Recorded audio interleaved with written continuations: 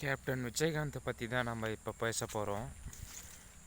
அவர் மதுரையில் பிறந்திருக்காருன்னு எல்லாருக்குமே தெரியும். நான் சொல்லி தான் உங்களுக்கு தெரியணும்னு இல்லை. அவர் நிறைய உதவிகள்லாம் செஞ்சுருக்காரு. ஏழை மக்களுக்கு, பணக்காரங்களுக்கு, நடிகர்களுக்கு, நடிகைக்கு, அப்புறம் ஏராளமான நல்ல உதவிகள்லாம் செஞ்சுருக்காரு. அவருடைய நினைவு நாள் அன்னைக்கு பார்த்திங்கன்னா அவருக்காக கோயிலெல்லாம் கட்டி சிலைலாம் வச்சு திறப்புலா பண்ணி இதெல்லாம் உங்களுக்கெல்லாம் வீடியோவில் பார்த்துருப்பீங்க.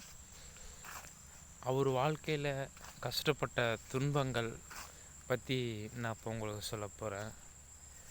முதல்ல சினிமாவுக்கு சென்னைக்கு வரும்போது அவர் போகும்போது பார்த்திங்கன்னா ஒவ்வொரு சினிமா ஷூட்டிங் அந்த அசிஸ்டன்ட் டைரக்டர்கிட்ட போய் பார்க்கும்போதெல்லாம் மேக்கப் போட்டுட்டு போவார், மூஞ்சிக்கு கருப்பாக்கிறதுனால. அதுக்கப்புறம் அங்கெல்லாம் போயிட்டு வரும்போது அவருக்கு நீ கருப்பாக்கிற அப்படின்னு சொல்லிட்டு நிறைய பேர் அவமானப்படுத்தியிருக்காங்க, உருவ கேலி பண்ணியிருக்காங்க. அதுக்கப்புறம் அவர் அசிங்கப்படுத்தியிருக்காங்க. அப்புறமா திரும்பி வரத்துக்கு காசு இருக்காது அவர்கிட்ட. அங்கேருந்து போகும்போது பஸ்ஸில் போவார், ஏன்னா மேக்கப் கலையக்கூடாதுன்னு. வரும்போது பார்த்திங்கன்னா நடந்தே வருவார். அவர் வந்திருப்பார். அப்படிலாம் கஷ்டப்பட்டு இன்றைக்கி ஒரு பெரிய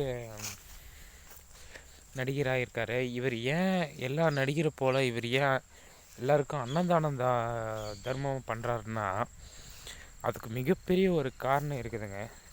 இவர் போய் ஒரு படத்தில் நடிச்சிருக்காரு, கள்ளழகன் ஒரு படத்தில். அதில் பொட்டல சாப்பாடு தான் போட்டிருக்காங்க. ஹீரோவாக நடித்தார் இவர். ஆனால் அதில் இவருக்கு மட்டும் நல்லா காஸ்ட்லியான மட்டன் சிக்கனோட சாப்பாடு. மற்ற நடிக்கிற அசிஸ்டண்ட்டுக்கெல்லாம் அந்த சாதாரணமான பொட்டல சாப்பாடு, புளி சாப்பாடு, அது மாதிரி தயிர் சாப்பாடு போட்டிருக்காங்க. சில நேரத்தில் விஜயகாந்துக்கும் அதே சாப்பாடு தான் போட்டிருக்காங்க. சாப்பாடு கூட போடாமலாம் விஜயகாந்துக்கும் பண்ணியிருக்காங்க ஷூட்டிங்கில். அதனால் பார்த்திங்கன்னா இந்த மாதிரி ஏழை மக்களுக்கு இதே மாதிரி பண்ணுறாங்க. அதனால் நாம் ஒரு பெரிய லெவலுக்கு சினிமாவில் வந்தால் திட்டமே நம்ம ஷூட்டிங் படத்தில் எல்லாருக்கும் நான் கறி சாப்பிட்டா கறி, நான் லிவோ குடித்தா லிவோ, நான் சிக்கன் சாப்பிட்டா சிக்கன், நான் மட்டன் சாப்பிட்டா மட்டன், இந்த திட்டத்தை அவர் கொண்டு போட்டார். அதுக்கப்புறம் ப்ரொடக்ஷன் பண்ணுற படத்துக்காக செலவு பண்ணுற அவர் ப்ரொடக்ஷன் மேனேஜர் இதுக்காக நாங்கள் ஏகப்பட்ட செலவாகுதுங்க, சாப்பாடு செலவுன்னு சொல்லிட்டு, அதுக்காக நாங்கள் எப்படிங்க பட்ஜெட் பண்ண முடியும்னு சொன்னதுக்காக என்னுடைய சொந்த நீங்கள் எனக்கு கொடுக்க வேண்டிய படத்தில் நடிக்கிறதுக்காக ஹீரோவுக்கு கொடுக்க வேண்டிய படத்தில் ஒரு கால்வாசி நீங்கள் இதுக்காக எடுத்துக்கோங்க, 3 லட்ச ரூபா எடுத்துக்கோங்க. அப்போ 3 லட்ச ரூபா எடுத்துக்கோங்க, ஒவ்வொரு படத்துக்கும் இதை கண்டினியூ பண்ணிக்கோங்க அப்படின்னு சொல்லிட்டு அவர் பணத்துலேயே பாதி ப்ரொடக்ஷன் பணம், பாதி இவர் பணத்தில் தான் சாப்பாடு போட்டிருக்காங்க. அதுக்கப்புறம்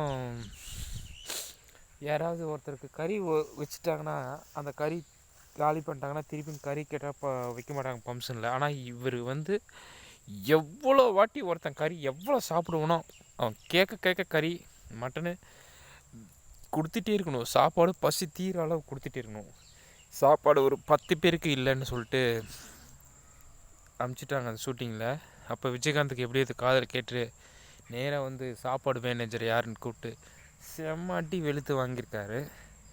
வாங்கிட்டு பின்னாடி நான் தான் சம்பளம் உங்களுக்கு சேர்த்தி தரேன்ல, இதுக்காக ஏன் அப்படி பண்ணுறீங்க, அந்த 10 பேருக்கு பிரியாணி சாப்பாடோட வாங்கிட்டு ஹோட்டலில் வாங்கிட்டு கொடுங்க சாப்பிட்டோம் அப்படின்னு சொல்லிட்டு கொடுத்துருக்காங்க. இந்த மாதிரி ஒரு நல்ல உள்ளங்கள், ஒரு ஏழையின் பற்றி சிந்தனை பற்ற வர ஒரு நடிகரை நான் பார்த்ததே இல்லை.